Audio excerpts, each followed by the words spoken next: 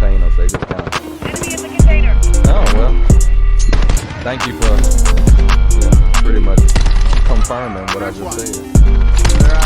Right now, I resided somewhere in Minnesota. It's cold. It's like negative 18 degrees outside right now.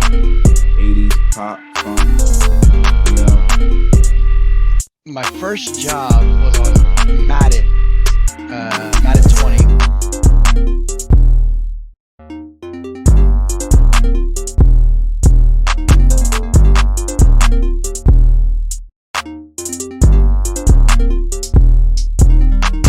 Hello everyone, my name is Elijah B. Williams. I am originally from Harlem, New York.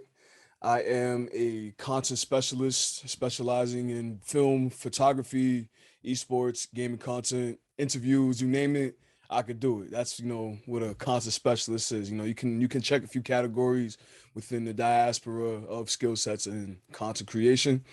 Outside of content creation, I'm an esports coach for a high school in the Bronx called Longwood Preparatory Academy. And prior to working with Longwood Prep, I was the esports captain for the Rainbow Six Siege team at Alfred State College and a head coach and I would say curriculum developer for CEI Esports and their NBA 2K Academy. Shout out to them. They put me in a great position to, follow my dreams, and I do thank them for that. Let's start kind of from the beginning. Like, how did you kind of even get started in, this path that you kind of on? Like, where did this even start? So 2009, YouTube video game content had just started popping, and I was inspired. I definitely, being a kid from Harlem, you're already dreaming big, right? Growing up in an environment where you are seeking to get out and you're seeking to, stay away from trouble, et cetera, et cetera. You start putting yourself in position to, do certain things and be a certain individual. And over time, it just went from a hobby to, a professional lifestyle. Where did you see it start turning to where you was like, okay, this is what I want to do. This is how, I can do this. And, I can start coaching these kids and doing all this different type of stuff.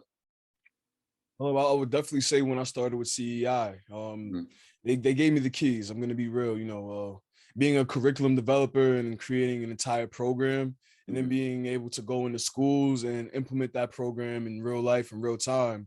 It gave me the confidence. So, when it was time for me to progress further into my career, it was a no-brainer, because it didn't matter at that point if I was teaching adults or if I was teaching students. I knew how to create lesson plans. I knew how to create a flow for practice and play. And, just that, that being in that environment pre-COVID with CEI, definitely helped me solidify that skill set for leadership and coaching. Kind of what kind of started your passions, and then kind of what are you kind of playing sort of now and sort of into the future? Like what are the things that you kind of want to do?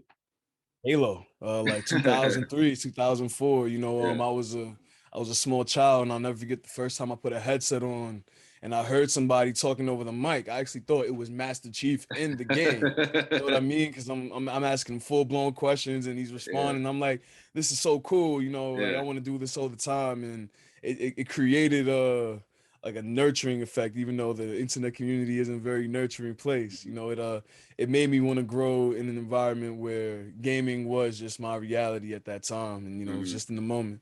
What sort of satisfaction do you get that, hey, I might be changing, people's lives and stuff like that?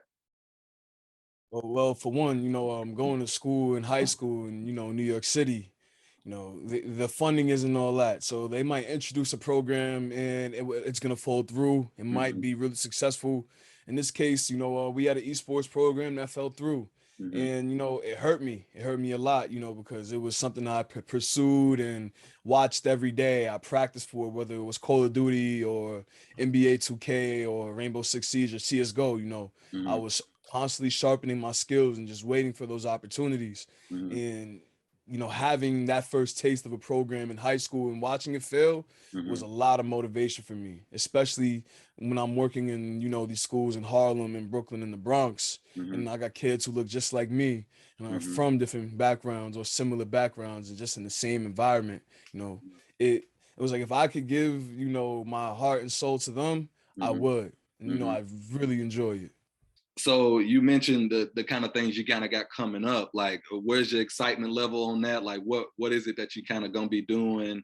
Just kind of give us a little fill in as to like kind of what's coming up for you.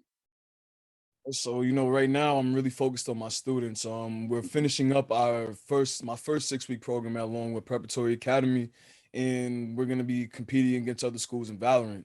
Mm-hmm. I do take that in terms of, competition very seriously, Mm-hmm. because during my tenure at CEI, we held tournaments, and, we had our students from other schools playing against each other. Mm-hmm. And, in that environment is the exact same thing I would love to do here now that I get to work in, my truly favorite genre of games, which is FPS. Mm-hmm. So we're going to be competing against other schools. And then I believe I have I would say a short film or just a couple or set of videos coming out from my trip down to DC. Mm-hmm. We did a sneaker lab called A Love Letter to Sneakers. It was with some students from Howard University. We had some amazing support from Nike and endorsements from Issa Rae's company, Hooray, Mm-hmm. and Raedio, and we knocked it out the park. I did really good on the photography and film. The boss lady was happy, and I can't wait for that stuff to come out. It's Right. for the culture. We are the culture, and the Mm-hmm. culture is here, and it's here to stay. You talked a little bit about your work on 2K. Obviously, 2K is a huge game. Obviously, kind of explain kind of what kind of went into that. Like, I'm pretty sure you were super excited for that. Kind of explain your the territory you kind of occupied in that. Okay, so I actually got this job by mistake, and it's a little bit of a story. So I was looking for internships, and one of them was a hospital internship. Now, I like to party. Okay, Mm-hmm. so I wasn't prepared for all of the things that entailed working in a hospital, and I felt that physical. Yeah. And it was a heartbreaking moment for me, but I said, I can't quit here. And I wrote a letter to a man called Robert Sancho, who was actually the individual that helped me get the internship at the hospital. And I said, hey, Mr. Sancho, I apologize. And I came clean. I was like, this is what I was doing while I was away. I was enjoying myself, partying. And he was like, you know what? I like your character enough to give you another shot with this group called CEI. Mm-hmm. CEI had just been starting this esports program, and they I believe they didn't have schools yet. And if they did have schools, it was 2 schools in the Bronx at Albert Einstein campus out in Soundview, New York. Google it. And we started our pilot program there from scratch. The director there at the time, he had no clue what he was doing in terms of creating an NBA 2K program. And I kind of just fell into his lap. At that time, I was already doing pro-am stuff. I was in the rec. I was already making 2K content. Mm-hmm. And it just so happened that I ran into a summer program position to actually create that curriculum. And from 2019 to March of 2022, we worked really hard together and had a lot of great moments and created some great content. We created a great program that, has excelled further in ways I can't even imagine now that I'm gone. And the students love it. It exposed them to the 2K League. It exposed them to esports overall. Mm-hmm. And the program, in a way, jump-started my entire career in gaming entertainment and esports, because those are the two, even just entertainment and esports in general, because I want to flip-flop Mm-hmm. between the two. And it kind of gave me that jump start. It got me introduced to people like Erica Mollett. But back to 2K, the program is the best in the country. I'm gonna be real. Mm-hmm. There are programs out there that are following, let's say like Gaming Concepts, which is a esports education platform Mm-hmm. that is unique and you can use any game with it. But this was strictly tailored to the skill development and play of NBA 2K. So you're getting, ball IQ, and you're learning how to play the game on the sticks at a different level. Yeah. And it was some of the best years of my life. And then the pandemic happened, which slowed everything down. Yeah. But it didn't stop our grind in the way, because we kept going remote. And Mm-hmm. we kept pushing for it, and then it just got a little bit slow. Mm-hmm. And eventually I'm not there anymore. Like, in your eyes, like, where do you see the industry kind of going in the future? Like, the things that you kind of want to do with, especially with all the stuff that's kind of coming down the road with metaverse and all the just different stuff that's about to come and about to, probably about to explode here in the next couple of years. Like, where do you see it kind of going, and where are you gonna fit in that? So, my goal with this industry is definitely to make it blacker. I understand that as much as I would love to be the trailblazer, you know, that blows up on social media and, you know, does all these different things, where I see the industry is going is, you know, bringing the culture to gaming. You know, Mhm.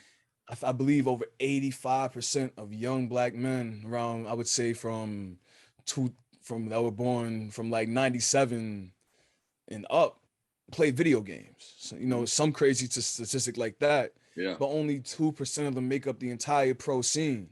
Hmm. They're not, you know, some of the most popping, you know, gaming entertainment peoples in, you know, the scene, period.